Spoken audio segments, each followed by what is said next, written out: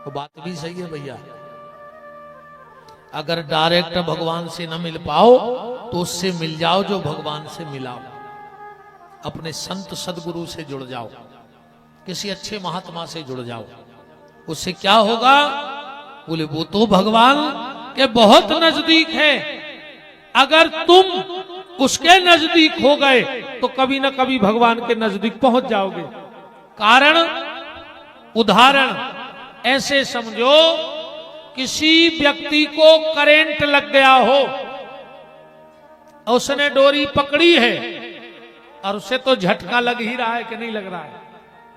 और अगर तुमने उसको पकड़ लिया जिसने करंट को पकड़ा है तो झटका तुम्हें भी लगेगा कि नहीं लगेगा? ऐसा तो नहीं कि डोरी जिसने पकड़ी है झटका उसी को लगेगा, नहीं, डोरी पकड़ने वाले को भी अगर किसी ने पकड़ लिया तो झटका उसे भी लगेगा। ऐसे इसीलिए तो हम संत सदगुरुओं के पास जाते हैं, क्योंकि उन्होंने परमात्मा से प्रेम की डोरी जोड़ रखी है और कभी कभी उनको झटका लगता है। ये झटका क्या है? और तुम भी जीवन में समझ लेना कि तुम्हें झटका लगने लगा है कि नहीं परमात्मा का।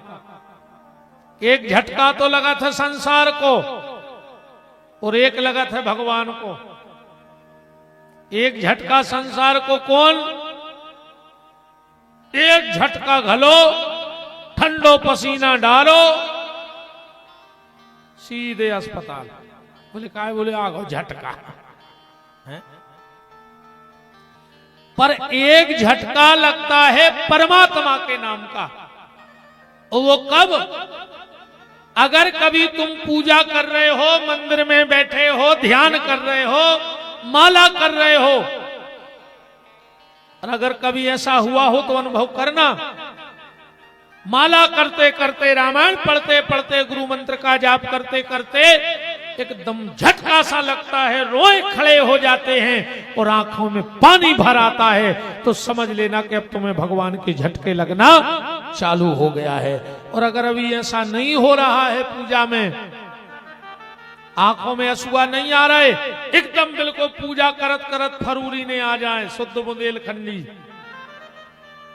तो समझ लियो कि वे झटका से दूर हो, वे संसार के झटकों में विदे हो, अब भगवान के झटकों में नहीं आए।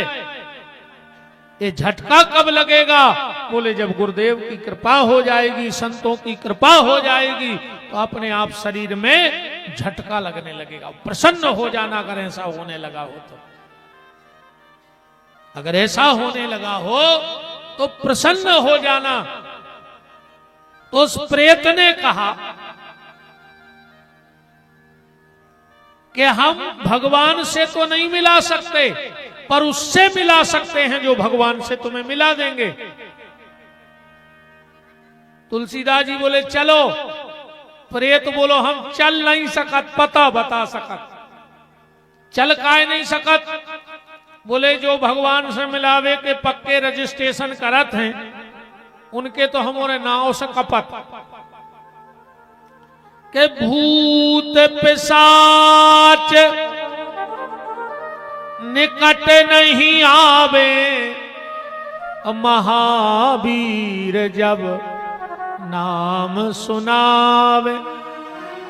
तो बोले हम उनसे मिला नहीं सकते, पर उनका पता बता सकते। बोले कहां मिले हैं? बोले जहां भगवान की कथा होत है उते मिले थे। हाँ, हनुमान जी कहां मिलते हैं? यत्र यत्र रघुनाथ कीर्तनम तत्र तत्र, क्या भैया, जहां जहां भगवान की कथा होती है वहां हनुमान जी मिलते हैं। अच्छा, हनुमान जी और अपन में एक अंतर है। सागर में अगर 8 कथाएं बैठी हैं तो तुम एक ही सुन सकत। बात अलग है कि एक दिन आते सुन ले, एक दिन उते चले जाओ, पर एक संग 8 ही जगह की कथा नहीं सुन सकत। अलग अलग दिन तो सब जगह चले जाओ, पर ऐसा हो सकत के ते भी सुन लियो, कहूं और भी बैठे हो। पर हनुमान जी अगर 8 करोड़ जगह भी कथा बैठी हो तो हर जगह बैठे मिले। यत्र यत्र रघुनाथ कीर्तनम तत्र तत्र, जहां जहां कीर्तन होता हनुम श्री राम का, वहां वहां डेरा जमे हनुमान का। जहां जहां भगवान का नाम होगा वहां हनुमान जी मिलेंगे। और इसी चक्कर में हनुमान जी गए नहीं, इसी चक्कर में जब भगवान परम धाम जाने लगे तो विमान पे जगह नहीं हती, आदमी चका पकड़े के यही से लूम के चले जाए धाम। हनुमान जी एक तरफ खड़े। राम जी ने कही तुम्हें नहीं चलने? हनुमान जी बोले पहले एक बात बताओ। राम जी बोले पूछो। बोले जहां आप रहत हो वो तो कथा होत है, साल खान में एकाध कथा होत। राम जी बोले जब हम खुदा ही बैठे तो कथा की क्या जरूरत है? हनुमान जी बोले कबू कबू कीर्तन तो हो तुझे मंगल शनिवार 11 को। राम जी बोले नहीं होए। तो हनुमान जी बोले आपने कर चलो, हम आज हैं। राम जी बोले कब आओ? हनुमान जी बोले जब तक ये मृत्यु लोक में एक आदमी राम के तरह है, दोनों तो नहीं आए। एक आदमी राम कहेगा जब तक तो नहीं आएंगे। राम जी बोले कि क्या है हनुमान, तुम तो कहते कि हम तुम्हारे बिना 1 मिनट नहीं रह सके। हनुमान जी बोले सो हम आज भी नहीं रह सके तुम्हारे बिना, 1 मिनट न रह पे हम आपके बिना। राम जी बोले जा कैसी बात है, हमारे बिना रह भी नहीं रहे, हमारे संग चल भी नहीं रहे। हनुमान जी बोले प्रभु एक बात बताएं, जहां आप हो उते आपकी कथा न हो सकत, जहां आप हो उते आपको कीर्तन न हो सकत, पर जहां कीर्तन और कथा होए और आपने हो ये सो नहीं हो सकत। आप होते तो बैठो ही। राम जी बोले को का प्रमाण है? हनुमान जी बोले कि बिल्कुल लिखित कागज धरे हैं ये बात के। आपने नारद जी से कही थी नारद भक्ति सूत्र में कि ना हम बसामी वैकुंठे योगी नाम हृदय नचो मद भक्ता यत्र गायंती तत्ष्ठामि नारदो। हे नारद, मेरे भक्त जहां मेरा कीर्तन करने लगते हैं वहीं मैं जाकर के बैठ जाता हूं। तो हनुमान जी बोले हम भी उतई आ जाए, आप बैठते ही हो तो हम दर्शन भी हो जाए, कथा मिल जाए, कीर्तन मिल जाए और आप मिल जाओ। तो प्रेत ने कह दिया कि जहां कथा होगी वहां हनुमान होंगे, और जहां हनुमान नहीं होंगे वहां कथा ही नहीं हो सकती, वहां कथा ही नहीं हो सके जहां हनुमान जी ना हो।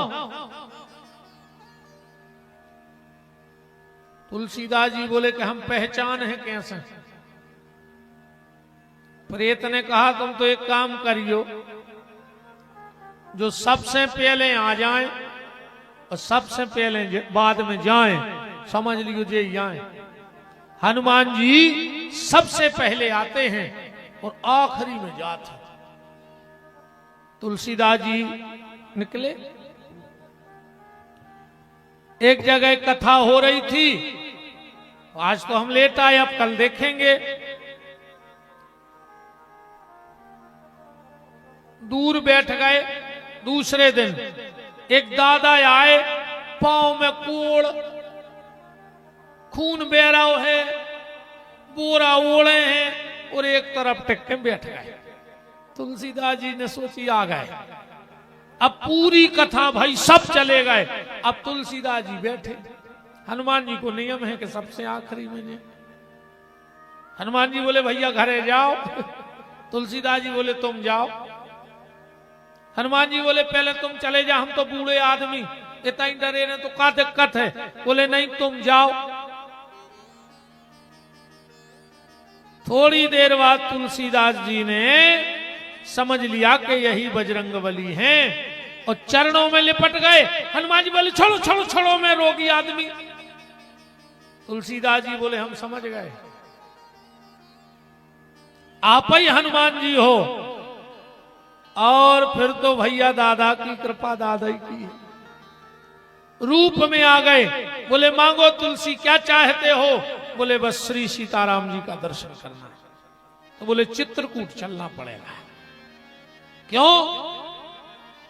वो राम जी का घर है। हाँ, चित्रकूट राम जी का घर है।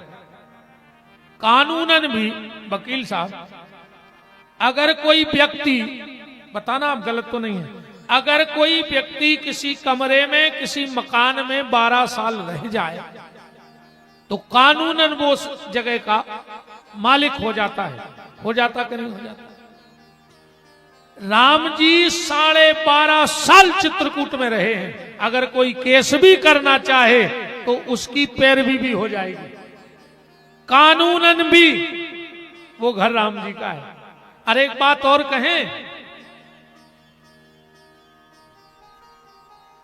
उत्तर भारत में और दक्षिण भारत में, हम मध्य भारत में हैं। उत्तर भारत अलग है, दक्षिण भारत अलग है, और हम मध्य भारत में। उत्तर भारत में सबसे ज्यादा भगवान के अवतार हुए, सबसे ज्यादा उत्तर भारत में। और दक्षिण भारत में सबसे ज्यादा संतों का जन्म हुआ। जितने भी बड़े बड़े दिव्य संत हुए वो सब दक्षिण भारत में हुए। अब मध्य भारत किसी काम का नहीं, तो फिर बताओ अपन तो कौन दीन के ने कहा है ने अपने ते ज्यादा भगवान के जन्म भय, अन्य संतों के जन्म भय। पर मन हल्का मत करना प्यारे, मध्य भारत भी पीछे नहीं है। कैसे? अगर भगवान उत्तर भारत में जन्म लेते हैं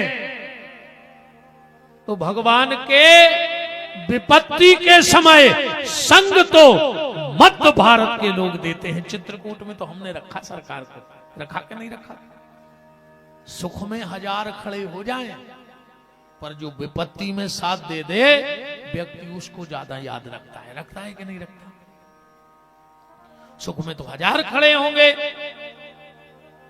हमारे यहां शादी विवाह हो, खूब खाना पीना चले, भोजन पानी चले, 50 आ जाए, पर जिस दिन हम रात में अस्पताल में रुके और पूरी रात हमारे साथ कोई बैठा रहे तो याद किसको रखोगे?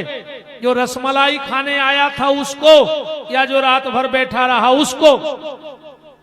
तो उत्तर भारत में भगवान ने जन्म लिया, पर चित्रकूट के मध्य भारत में भगवान रुके, विपत्ति का समय काटा, और हमारे कोल भील किरात ये भगवान की सेवा में लगे रहे। तो मध्य भारत भी, हम लोग भी पीछे नहीं हैं प्यारे। अब उत्तर भारत की बात आई है तो एक सूचना दे दें आपको, फिर शेष चर्चा और कर लेंगे। सूचना यह है, अब YouTube के माध्यम से भी और आप सबको भी ये सूचना, और आप भी एक दूसरे को सूचना दें। पितर पक्ष में पहली बात तो ये जान लो, ध्यान से सुन लेना ये बात, ठीक? पितर 3 प्रकार के होते हैं, ध्यान से सुनना।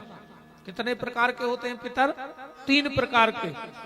लोग चिल्लिया भर रहे हैं कि पितर पितर पितर पितर, पर पता मता को गुनैया के ये पितर आए का, ये तो दाएं हैं कई पितर दोष चल रहा, पितर दोष क्या है ये पितर? अगर नाम पूछ लो कि पितरों के नाम भर बता दो, फिर हम बता रहे पितर दोष कैसे शांत हो जाए, तुम्हें पता नहीं है, वो तो चल रहा है। पितर होते हैं 3 प्रकार के, ध्यान से सुनना। सबसे पहले होते हैं वसु पितर, दूसरे होते हैं रुद्र पितर, और तीसरे होते हैं आदित्य पितर। ये बनते कौन हैं? जो जब हमारे माता पिता शरीर त्याग देते हैं तो वो वसु पितर कहलाते हैं। ध्यान से सुनना।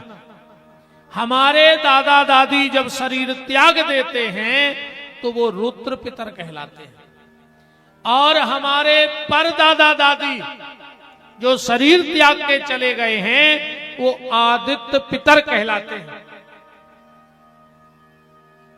आ गई बात समझ में? माता पिता वसु पितर।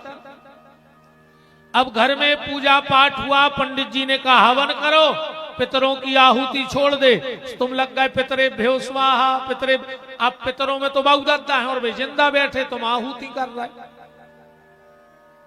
बताओ, माँ बाप जीवित बैठे, तुम घर में आहुति छोड़ने लगे।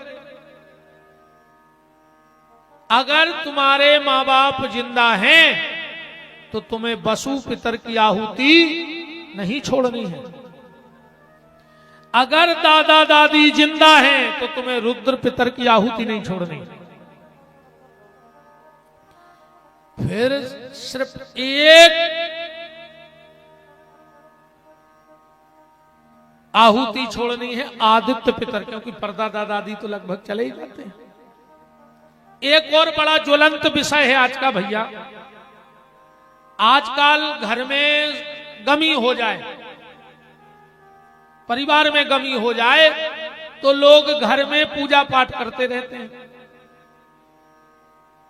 और उन्होंने बहाना क्या बनाया कि महाराज हम तो नहीं करते पूजा, हम तो मूर्ति नहीं छूते, हम तो मंदिर में नहीं जाते, पर हमारे घर की बेटी पूजा करती है। यही होता कि नहीं होता? बोले अब बिटिया से करवा दी पूजा, कन्या तो आए। रोटी तो तुम्हारे घर की खा रही है कि नहीं खा रही है? पानी तो तुम्हारे घर का पी रही है कि नहीं पी रही है तो तुम्हारे परिवार का हिस्सा। तो जब पूरे परिवार को सूतक है तो तुम्हें बेटी को सूतक क्यों नहीं है? बेटी को भी पूजा करने का अधिकार नहीं है अगर वो तुम्हारे घर की रोटी खा रही है। और एक बात और ध्यान से सुन लो, बड़ी कड़वी है। घर में सूतक पातक हो, तुम्हारे घर में कोई साधु ब्राह्मण बैठने आए, उसको अपने घर का भोजन मत कराओ, जबरदस्ती मत करो कि चाय पी के ही जाना, जबरदस्ती मत करो कि कुछ खा लो नाश्ता, जबरदस्ती मत करो कि वो पानी पी ले तुम्हारे घर का। उसका तो नुकसान है जो पी रहा है, पर तुम्हारा महा नुकसान हो जाएगा। भाई वो तुम्हारे व्यवहार में, तुम्हारे दुख में सम्मिलित होने आया, तो क्यों जबरदस्ती करते हो कि पियो चाय? अरे थोड़ी सी ले लो। अब वो नहीं पी रहा तो तुम उससे बुराई बना के बैठ गए कि हमारे घर में चाय नहीं पीती। अगर वो पीता है तो दोष उसे है, पर तुम्हें महादोष है। इसलिए कभी किसी से जबरदस्ती मत किया करो। और बेटी को भी पूजा करने का अधिकार नहीं है 13 दिन तक, क्योंकि तुम्हारे घर की रोटी खा रही है वो भी सूतक का अन्न है, तुम्हारे घर का पानी पी रही वो भी सूतक का अन्न है, तुम्हारे घर में रह रही है वो भी दोष है। क्यों भैया, गलत तो नहीं है? पर आजकल लोग मानते ही नहीं इन चीज। अब बिटिया कर दे, अरे राम राम राम राम। जब गांव में हम देखते थे किसी को परग लग जाती थी, परग जानते, किसी से गौ अपराध हो जाए तो उसको परग बोलते थे, तो गांव के 4, 5, 8, 10 प्रतिष्ठित व्यक्ति, जिनको गांव की भाषा में पंच बोला जाता है, वो बैठते थे, वो निर्णय देते थे कि जब तक ये नर्मदा जी ना जाए, गंगा जी ना जाए, पूजा ना करवाएं, तो इनका पानी हुक्का सब बंद। तो उस समय ये थोड़ी छोड़ा जाता था कि तुम्हारे परिवार में जितनी बिटियां हैं उनको ये दोष नहीं है। पूरा परिवार को हुक्का पानी बंद होता था। पर आज हम लोग अपना ढपला, अपनी राग उस हिसाब से चल रहे हैं। विशेष ख्याल रखो इन चीजों का। बात पितरों की हो रही है, तो रुद्र पितर, आदित्य पितर और वसु पितर। अब पितर लोक का राजा कौन है? पितरलोक का राजा कौन है? और जब तक पितरलोक के राजा को तर्पण नहीं होगा तो तुम्हारे पितरों को भी तर्पण का समर्पण नहीं होगा। पितरलोक के राजा का नाम है आर्यमान। क्या नाम है? आर्यमान।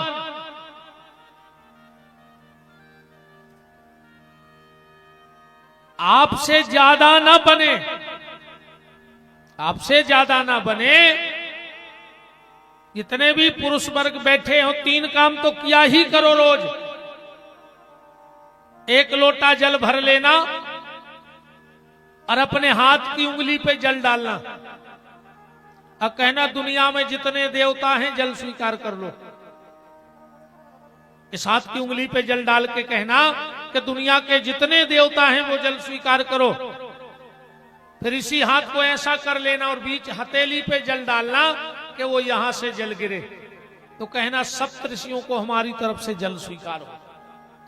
और फिर इसी हाथ को थोड़ा ऐसा कर देना, उंगली और अंगूठे के बीच से थोड़ा सा जल गिरे और अपने गोत्र का नाम लेके, क्योंकि मरने के बाद ना वहां जाति चलती है, वहां सिर्फ पितरों का संबंध तुम्हारे गोत्र से रहता है। शरीर के संबंध खत्म, सिर्फ गोत्र का संबंध वहां चलेगा। अपना गोत्र का नाम बोलो, थोड़ा सा जल डालो, फला फला गोत्र के हमारे पितरों को जल। बस 3 काम, इतना सा काम करो, फिर देखो आप घर की सुख समृद्धि। बाकी तो फिर जो विधि है वो है ही। बात सिर्फ ये है कि इस बार पितर पक्ष में 23 सितंबर दिसंबर में हम भूल जाते हैं यार। सितंबर, हाँ दिसंबर बार हम भूल जाते हैं। सितंबर दिसंबर में कई बार हम कहूँ कचू के यार 100 आदमी के तुम जाके गए थे, हम भूलिया गए।